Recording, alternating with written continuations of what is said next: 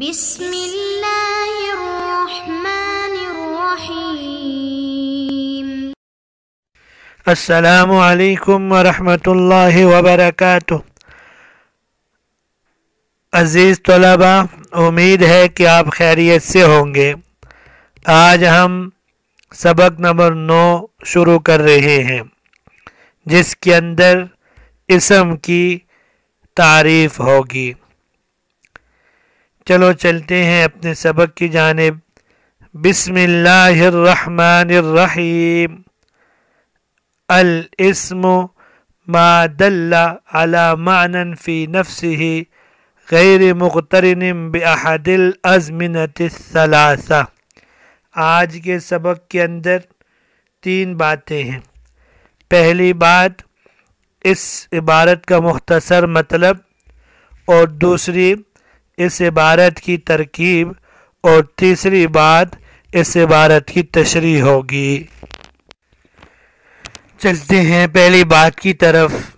اس عبارت میں صاحب کتاب علیہ الرحمہ نے اسم کی تعریف کی ہے۔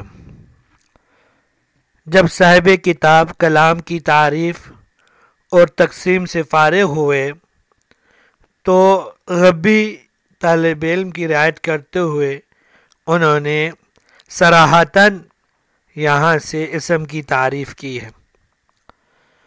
الاسم ما دل على معنى في نفسه غیر مقترن بأحد الازمنة الثلاثة۔ اسم وہ کلمہ ہے جو ایسے معنی پر دلالت کرے جو اس کی ذات میں حاصل ہونے والا ہے، 3 زمانوں میں سے کسی ایک زمانے کے ساتھ ملا ہوا نہ ہو۔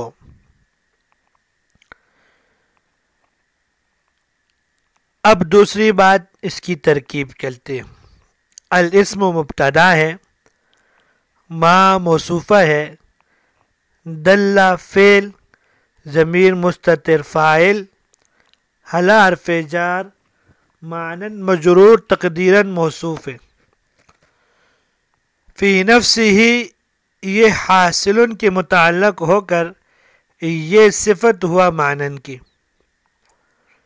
غیر مقترن یہ غیر مقترن معنی کی صفت ثانی ہوگی۔ باقی اس کی اعرابی حالتیں 3 ہیں۔ دوسرا یہ، اگر ہم اسے منصوب پڑھیں، غیر مقترن پڑھیں، تو پھر یہ حال ہوگا، اور جب ہم نے اسے مرفوع پڑھ لیں، غیر مقترن پڑھیں، پھر اس میں 2 احتمال ہیں۔ ایک یہ کہ یہ الاسم کی خبر ثانی ہے، دوسرا احتمال یہ ہے کہ یہ مبتدا محذوف کی خبر ہے، اور مبتدا محذوف ہوا ہے، ہوا غیر مقترن، اور مجرور کی تو پہلے صورت بتا دی۔ اگر مجرور پڑھیں گے تو یہ معنن کی صفت ہوگی، اس لحاظ سے پھر معنی یہ ہوگا کہ اسم وہ کلمہ ہے جو ایسے معنی پر دلالت کرتا ہے جو معنی 3 زمانوں میں سے کسی ایک کو ملا ہوا نہیں۔ تو غیر مقترن بأحد الازمنة الثلاثة، یہ اس کی صفت ثانی ہے۔ اب چلتے ہیں فوائد و قیود۔ ہر تعریف میں جنس اور فصل ہوتی ہے۔ اس تعریف میں ما سے مراد کلمہ ہے جو جنس ہے اور کلمے کی 3 قسموں کو شامل ہے۔ فی نفس ہی پہلی فصل ہے جس سے حرف خارج ہوگا، اور غیر مقترن یہ فصل ثانی ہے جس سے فعل خارج ہوگا۔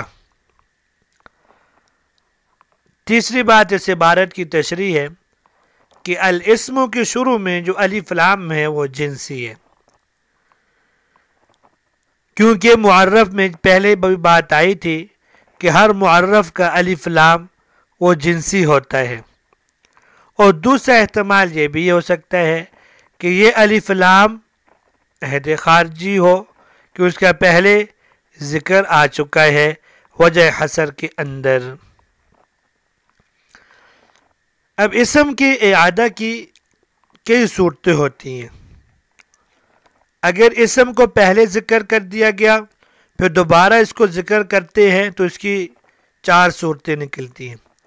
پہلی صورت یہ ہے کہ پہلا اسم اور دوسرا اسم دونوں اسم معرفہ ہوں، جیسے کہ ان مع العسر یسرا، ان مع العسر یسرا۔ ان آیتوں میں العسر 2 دفعہ ہے، پہلا اور دوسرا دونوں معرف باللام ہے۔ اگر دونوں اسم معرفہ ہوں تو پہلے اور دوسرے اسم سے ایک ہی مراد ہوتا ہے، اس لیے کہا جاتا ہے کہ مذکورہ آیات میں العسر دونوں جگہ ہے، اس سے ایک ہی مراد۔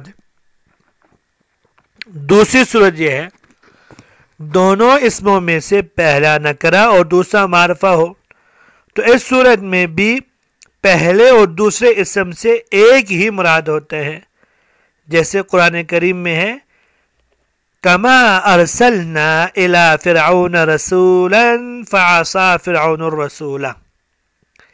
دیکھیے فرعون رسولا، یہ رسولا نکرہ ہے اور دوسرا الرسول معرفہ ہے، اور دونوں سے ایک ہی مراد یعنی حضرت موسیٰ علیہ السلام ہے۔ اسی طرح علامہ نے کلمے کی تقسیم میں اسم کو نکرہ ذکر کیا اور یہاں الاسم معرفہ ذکر کیا تو اس سے مراد وہی ہے جس کا پہلے ذکر ہوا ہے۔ تیسری صورت یہ ہے کہ دونوں اسم نکرہ ہوں تو ایسی صورت میں پہلے اسم سے مراد اور ہوگا، دوسرے اسم سے مراد اور ہوگا، جیسے کہ پہلی آیت میں یسرن دونوں جگہ نکرہ ہے تو پہلے یسرن سے مراد اور ہے، دوسرے یسرن سے مراد اور ہے۔ اس لیے کہا جاتا ہے کہ اللہ تعالیٰ کی جانب سے ایک تنگی پر 2 آسانیاں ملتی ہیں، اور یہ قاعدہ کلیہ نہیں ہے، اکثری قاعدہ ہے۔ جو عرض کیا کہ دونوں اسم نکرہ ہو تو پہلے سے مراد اور دوسرے سے مراد اور ہوتا ہے، یہ قاعدہ کلیہ نہیں ہے بلکہ اکثری ہے۔ چوتھی صورت یہ ہے کہ پہلا اسم معرفہ اور دوسرا نکرہ ہو تو اس صورت میں بھی پہلے سے مراد اور دوسرے سے مراد دونوں سے مراد علیحدہ ہوگا، یعنی پہلے سے مراد بھی اور ہوگا، دوسرے سے مراد بھی اور ہوگا۔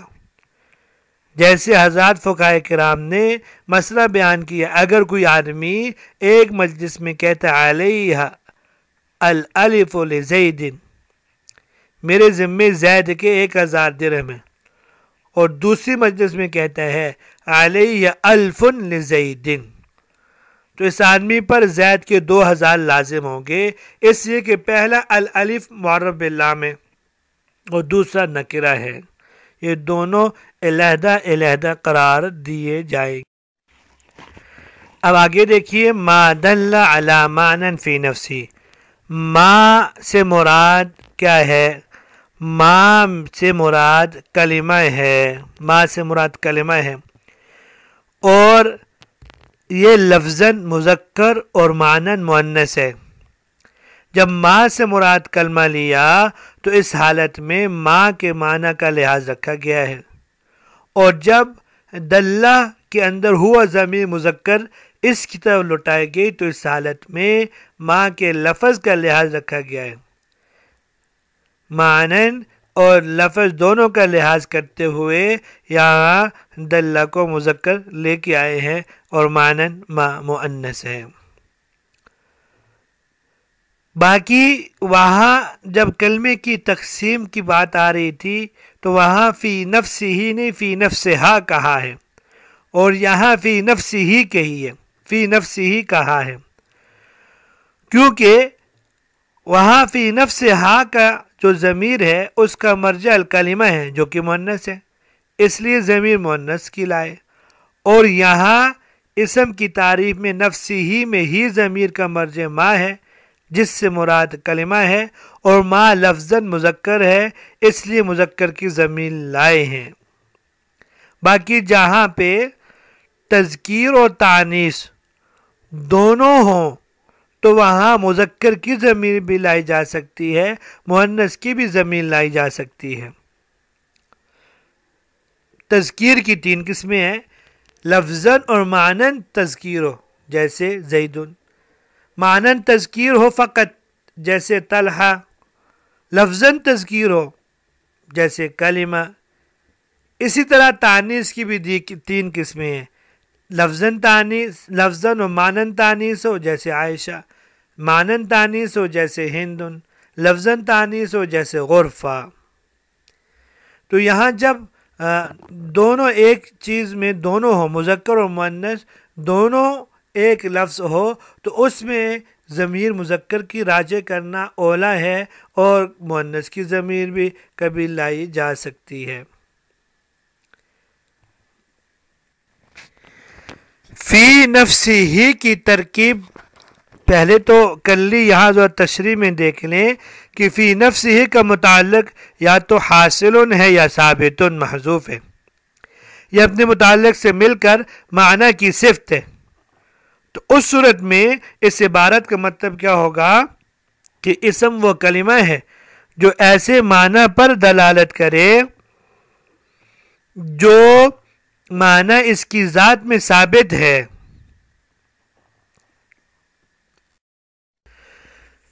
علی معنی فی نفسی ہی کا مطلب یہ ہے کہ وہ اسماء اصل وضع میں اسم کے معنی کے لیے وضع کیے گئے ہوں، اگرچہ بعد میں وہ فعل کے لیے استعمال ہو، استعمال کا اعتبار نہیں ہے، اصل وضع کا اعتبار ہے۔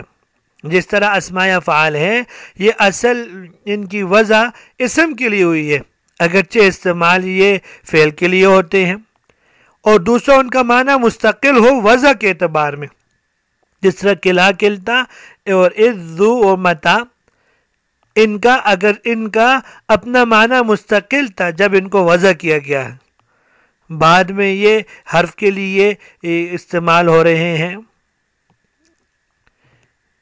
تو اب خلاصہ کلام کیا ہوا کہ اسم کی یہاں صاحب کتاب نے صراحتاً تعریف کر دی، طلباء کی رعایت کرتے ہوئے کہ طلباء کی 3 قسمیں ہیں، ایک وہ جو اشارے سے سمجھ جاتے ہیں، دوسرے وہ جن کو تھوڑی تفصیل کی ضرورت ہوتی ہے، اور تیسرے وہ جو بالکل غبی ہوتے ہیں، ان کے لیے صراحتاً اس کی تعریف کر دی تاکہ تمام طلباء نحو کے قواعد کو اچھی طرح یاد کر لیں۔ تو یہ تھا آج کا سبق۔ کل انشاءاللہ العزیز اسم کی علامات پڑھتے ہیں۔ اللہ تبارک و تعالی ہم سب کا حامی و ناصر ہو۔ السلام علیکم ورحمۃ اللہ وبرکاتہ۔